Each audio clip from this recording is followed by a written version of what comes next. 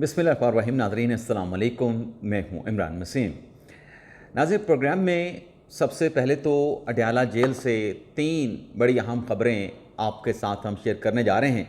Adiala jail से कहें या अडयाला जेल से जुड़ी ख़बरें कहें, लेकिन बहरहाल 3 ख़बरें हैं जिनकी डिटेल इस व्लॉग में आपके साथ हम शेयर करने जा रहे हैं।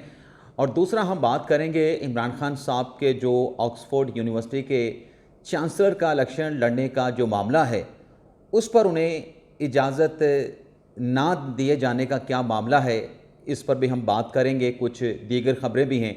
उनकी तफसीलात भी प्रोग्राम में आपके साथ हम शेयर करेंगे। लेकिन व्लॉग का आगाज़ करने से पहले आप नाज़रीन से चैनल सब्सक्रिप्शन की दरख्वास्त करेंगे कि जिन दोस्तों की जानिब से अभी तक हमारे चैनल को सब्सक्राइब नहीं किया गया, उनसे दरख्वास्त होगी कि चैनल को सब्सक्राइब कर लें, बेल आइकॉन का बटन प्रेस करें, और अगर आपको हमारी वीडियो पसंद आती है तो इसे लाइक भी करें और अपने दोस्तों के साथ शेयर भी करें। पहली खबर नाज़रीन ये है कि अडयाला जेल में बड़ी तब्दीलियों का सिलसिला जारी है। हुआ नाज़रीन ये है कि पहले तो वो जिनका नाम आया मुबैना तौर पे सहूलतकारी के नेटवर्क में, जिसमें deputy superintendent Adiala jail Mohammad Akram, assistant superintendent एक और डिप्टी सुपरिटेंडेंट थे, और कुछ वार्डन्स थे, कुछ लो रैंक के मुलाजमीन थे, उनको चेंज कर दिया गया। ना सिर्फ चेंज किया गया बल्कि जो नए स्टाफ वहाँ पे अपॉइंट किया गया, जिनको ड्यूटियाँ तफवीज़ की गई, उन्हें भी वक्तन फ़वक्तन चेंज कर दिया जाता है। यानी अब किसी की भी इमरान खान साहब की जो अडयाला जेल में जो यात्रा आप कह लें, या जो वहाँ पे वो कैदोबंद की जो सोबतें बर्दाश्त कर रहे हैं, अब परमानेंट इमरान खान साहब के साथ किसी की ड्यूटी नहीं है। बल्कि अब तो ये भी कहा जा रहा है कि खान साहब जिस तरीके से अब जेल काट रहे हैं, जो तब्दीलियाँ अडयाला जेल में की गई हैं, अफसरान के मुलाजमीन के जो ट्रांसफ़र्स किए गए हैं, उसके बाद खान साहब के बारे में कहा जा सकता है कि वो कैदे तन्हाई, यानी जो एक कैदी ने सज़ा काटनी होती है, उस तरह के इमरान खान साहब जो है वो सज़ा काट रहे हैं। अब नाज़रीन, जो नई तब्दीलियाँ आई हैं उसमें नाज़रीन 3 नए अफसरान अडयाला जेल में अपॉइंट किए गए हैं। एक अली अमीर शाह साहब हैं, जिन्हें additional superintendent Adiala jail appoint किया गया है। आमिर फ़याज़ भट्टी साहब हैं, उन्हें डिप्टी सुपरिटेंडेंट एजुकेशन अपॉइंट किया गया है। और जमात अली शाह साहब, जमात अली हैं, इन्हें डिप्टी सुपरिटेंडेंट जुडिशल, यानी जिसका मामला जो है वो मुकदमात के साथ होता है, ड्यूटी होती है, ज़िम्मेदारी होती है, तो जमात अली को जो है वो डिप्टी जुडिशल जो है वो सुपरिटेंडेंट तैनात किया गया है। और ये नाज़रीन जो ट्रांसफ़र पोस्टिंग है, ये महकमा दाखिला पंजाब की जानिब से की गई है।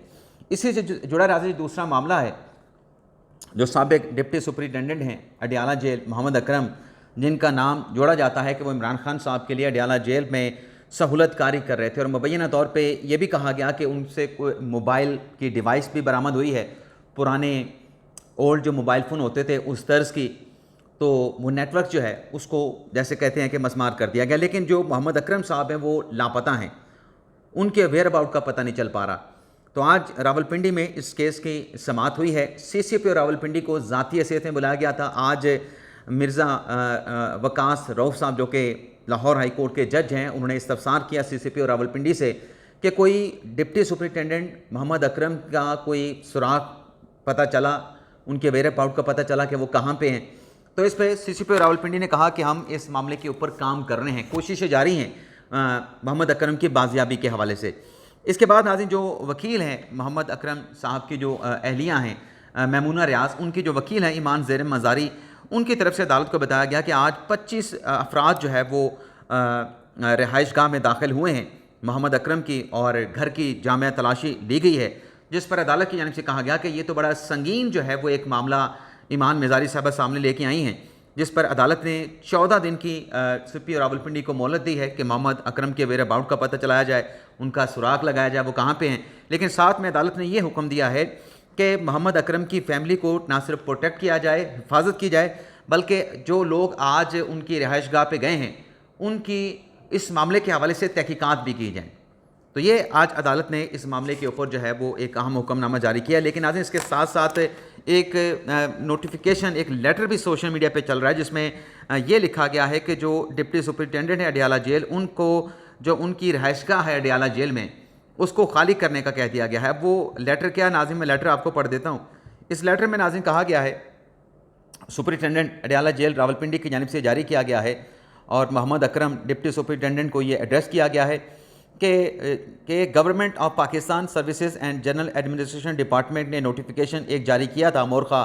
16/10/2022 کو، اور اس میں جو ہے وہ اس کے مطابق جو ہے وہ الاٹمنٹ جو ہے وہ افسران کو کی جاتی ہیں کہ وہ سرکاری رہائش گاہ کے مستحق ہوتے ہیں۔ لیکن اس میں کہا گیا کہ جو ڈپٹی سپرنٹینڈنٹ صاحب ہیں 20 جون 2024 محمد اکرم انہیں پنجاب حکومت کے ایک لیٹر کے اوپر جو ہے وہ ٹرانسفر کر دیا گیا تھا، اور ٹرانسفر ان کا کیا گیا تھا دفتر انسپیکٹر جیل خانہ جات لاہور میں۔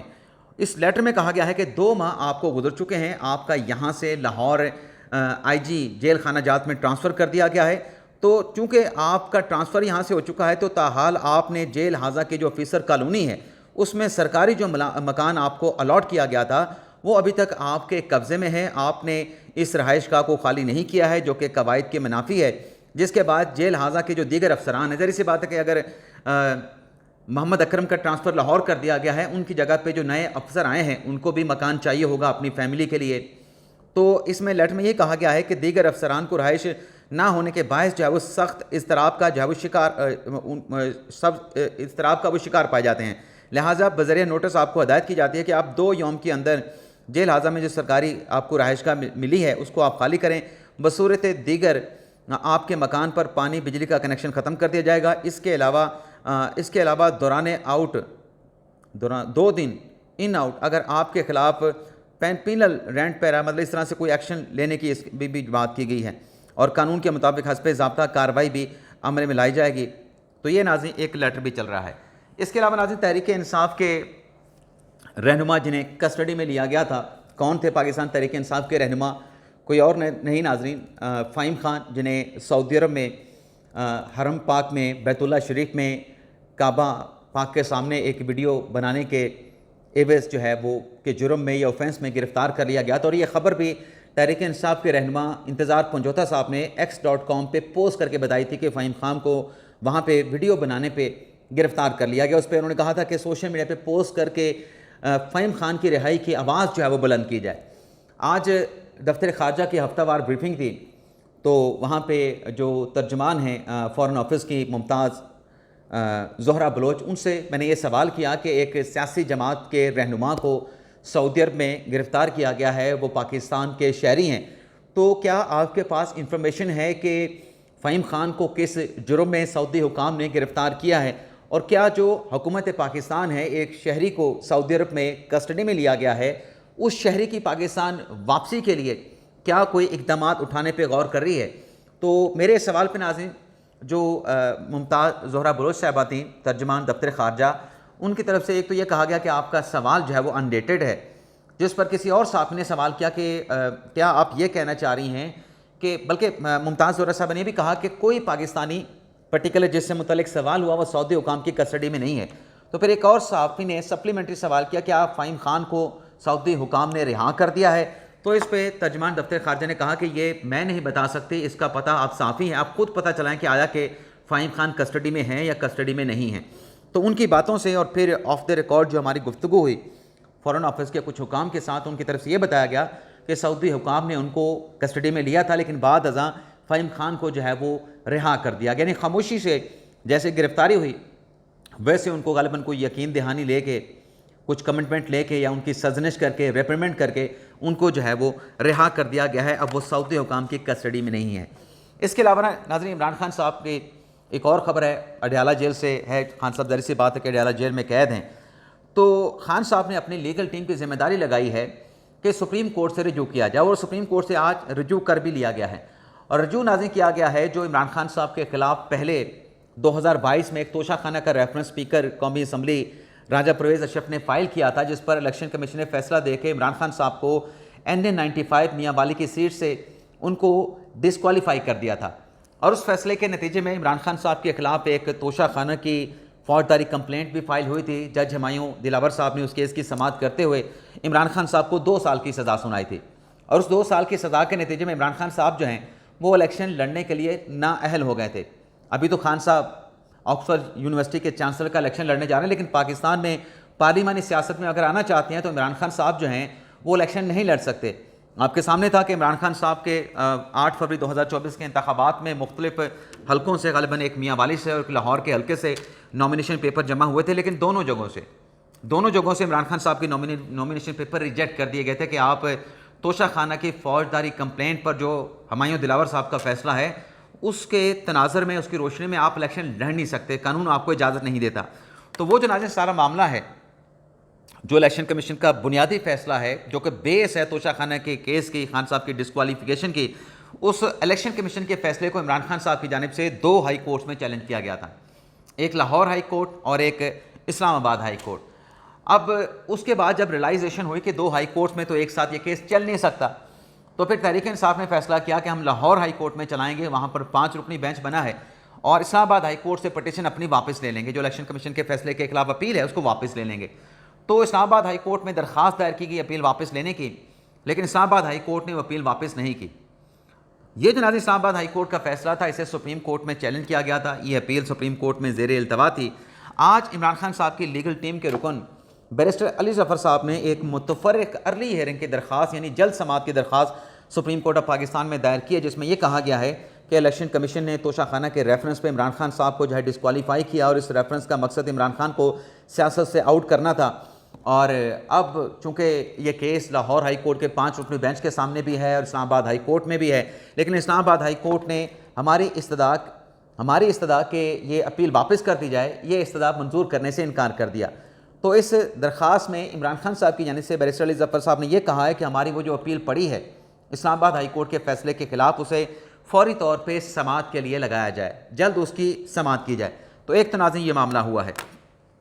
اس کے علاوہ ناظرین جو چانسلر کا الیکشن عمران خان صاحب نے لڑنا ہے، اس چانسلر کے الیکشن کے حوالے سے یہ ہو رہا ہے کہ جو آکسفورڈ یونیورسٹی ہے وہ اشتعال اور مظاہروں کی لپیٹ میں آ گئی ہے۔ یعنی الیکشن چانسلر کا ہے، خان صاحب یہ الیکشن لڑنے جا رہے ہیں، لیکن اس الیکشن کے معاملے پہ جو خان صاحب نے نامینیشن پیپر سبمٹ کر دیے ہیں، اور وہاں پر تحریک انصاف کے جو چاہنے والے ہیں، عمران خان صاحب کے جو سپورٹر ہیں، وہ ان کی کمپین بھی کر رہے ہیں، لیکن جو مخالف ہیں عمران خان صاحب کے، ان کی جانب سے یونیورسٹیز کو مختلف پٹیشنز بھجوائی جا رہی ہیں، مختلف ای میلز کی جا رہی ہیں، بلکہ ڈیلی میلز نے تو آج باقاعدہ طور پہ عمران خان صاحب کے خلاف آرٹیکلز لکھا ہے، انہی ای میلز کی بنیاد پہ، انہی پٹیشنز کی بنیاد پہ جو عمران خان کے خلاف آکسفورڈ یونیورسٹی کو بھجوائی گئی ہیں۔ اور ڈیلی میل نے اپنے آرٹیکل میں عمران خان کو ڈسگریسفل سابق وزیر اعظم کا خطاب دیا ہے۔ اب یہاں پہ ایک سوال اٹھتا ہے کہ ڈیلی میل کا عمران خان کو ڈسگریسفل سابق وزیر اعظم کا خطاب دینا، کیا اس کے اوپر عمران خان صاحب یا تحریک انصاف جو ہے ڈیلی میل کے خلاف کو برطانیہ میں کیس کریں گے؟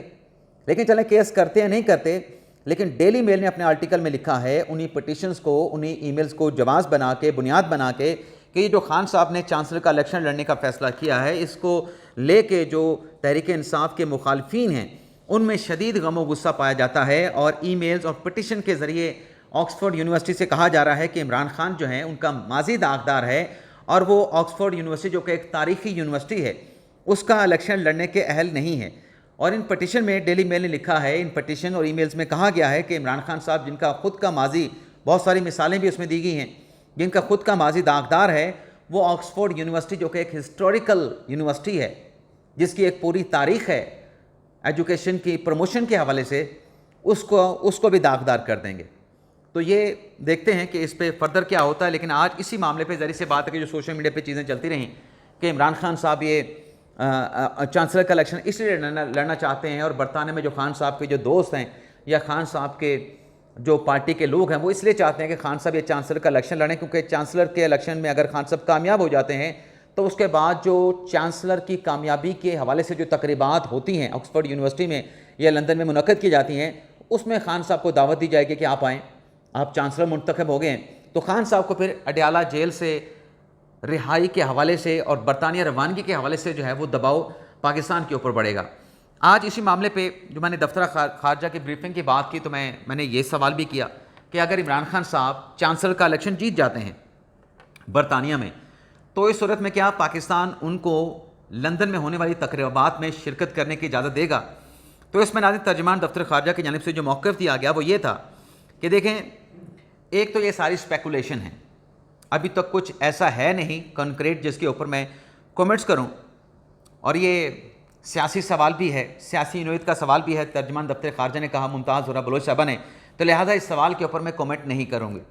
لیکن ناظرین میں نے ان کے سوال سے جو اخذ کیا وہ یہ تھا کہ شاید اگر عمران خان صاحب یہ الیکشن جیت بھی جاتے ہیں، ویسے تو ابھی خان صاحب کی نامینیشن پیپر جمع ہوئی ہیں، دیگر امیدواروں کی نامینیشن پیپر بھی جمع ہو رہی ہیں، لیکن اگر خان صاحب جیت جاتے ہیں تو خان صاحب کو بیرون ملک جانے کی اجازت ملنا، مجھے نہیں لگتا کہ یہ خان صاحب کو پاکستان کی حکومت آکسفورڈ کا چانسلر بننے پہ باہر جانے کی اجازت دے گی۔ ویسے بھی خان صاحب کی رہائی کے حوالے سے بہت باتیں ہوتی رہتی ہیں کہ خان صاحب آج چلے جائیں گے، خان صاحب کل چلے جائیں گے، لیکن کیا خان صاحب رہا ہوں گے؟ تو اس میں ناظرین میں ابھی تحریک انصاف کے ایک رہنما کا ایک ٹویٹ ہے جو آپ کے سامنے پڑھنے جا رہا ہوں، اور یہ ناظرین ٹویٹ کیا ہے جناب اپنے شہباز گل صاحب نے۔ اس ٹویٹ میں ناظرین شہباز گل صاحب یہ کہتے ہیں کہ عمران خان صاحب کی رہائی کے حوالے سے جتنی بھی یہ اس قسم کی باتیں کی جاتی ہیں وہ مفروضے پہ مبنی ہیں۔ عمران خان صاحب کا جلد باہر آنے کا کوئی امکان نہیں ہے، اور اگر کوئی ایسی کوئی بات کر بھی رہا ہے کہ خان صاحب اگلے چند ہفتوں میں، چند دنوں میں، چند مہینوں میں باہر آ جائیں گے، تو وہ اسٹیبلشمنٹ کے بیانیوں کو پروموٹ کر رہا ہے۔ یعنی شہباز گل صاحب کو بھی عمران خان صاحب کی رہائی ہوتی ہوئی فی الحال نظر نہیں آ رہی۔ لیکن آج یہ رہائی والی باتیں تو اپنی جگہ پہ، لیکن ایک اور معاملہ بھی ہے جو کہ عمران خان صاحب کے ساتھ جڑا ہے، وہ یہ ہے کہ جو 8 ستمبر کو تحریک انصاف نے جلسہ کرنے کا اعلان کیا ہے، اس جلسے کے حوالے سے سینئر صحافی نصر اللہ ملک صاحب نے ایک ٹویٹ کیا جس میں وہ یہ کہتے ہیں کہ تحریک انصاف 8 ستمبر کے جلسے کے لیے اسٹیبلشمنٹ کے دروازے پہ تحریک انصاف نے دستخط دینا شروع کر دی ہے۔ باخبر ذرائع نے تصدیق کی ہے کہ پی ٹی آئی 8 ستمبر کو جلسے کے لیے اسٹیبلشمنٹ کی مدد مانگ رہی ہے، اور رابطہ کرنے کے لیے صبح 7 بجے ملنے والے رہنما مسلسل، یعنی جو اعظم سواتی صاحب اور بیرسٹر گوہر جا کے ملے تھے، 7 بجے ملنے والے رہنما مسلسل کوششوں میں لگے ہیں۔ یہ رہنما پیغام بھجوا رہے ہیں کہ جلسہ پرامن ہوگا، تقریریں بھی اچھے بچوں والی، محتاط تنقید والی ہوں گی۔ ذرائع کے مطابق اسٹیبلشمنٹ کی طرف سے ابھی تک بانی پی ٹی آئی کے ساتھ رابطوں کی بحالی یا بات چیت نہیں ہو پا رہی۔ پی ٹی آئی کو بار بار جلسے ملتوی کرنے کی وجہ سے اپنے کارکنان کی جانب سے شدید تنقید کا سامنا ہے، تو دوسری جانب حکومت کی سختیاں پہاڑ بن کے تحریک انصاف کے آگے کھڑی ہیں۔ تو ایک یہ بھی معاملہ ہے کہ یہ رابطے نہیں ہو رہے اسٹیبلشمنٹ اور پی ٹی آئی کے مابین۔ اس کے علاوہ ناظرین مولانا فضل الرحمان صاحب کی جو انٹرا پارٹی الیکشن کا معاملہ تھا، اس پر آج الیکشن کمیشن میں سماعت ہوئی ہے۔ ممبر نثار درانی صاحب کی سربراہی میں 4 رکنی الیکشن کمیشن کا بینچ تھا، جس میں مولانا صاحب کی جماعت کے وکیل پیش ہوئے کہ جو الیکشن ہے مولانا صاحب کی جماعت کا، جمعیت علماء اسلام فے کا، پہلے صوبائی سطح پہ انٹرا پارٹی الیکشن ہوں گے، اور پھر مرکزی سطح پہ، وفاقی سطح پہ جو ہے وہ الیکشن ہوں گے۔ تو تنظیمی ڈھانچہ پھر الیکشن کمیشن کے ڈی جے کی جانب سے کہا گیا کہ چونکہ موجود نہیں ہے، لیکن مولانا صاحب کے وکلاء کی جانب سے جو ہے وہ درخواست کی گئی کہ آپ جو ہیں اس میں ہمیں مہلت دے دیں، تو جو ریکارڈ ہے اس سارے معاملے کا وہ آپ کے سامنے ہم پیش کر دیں گے۔ تو اس کیس کی سماعت جو ہے وہ 18 ستمبر تک ملتوی کر دی گئی ہے۔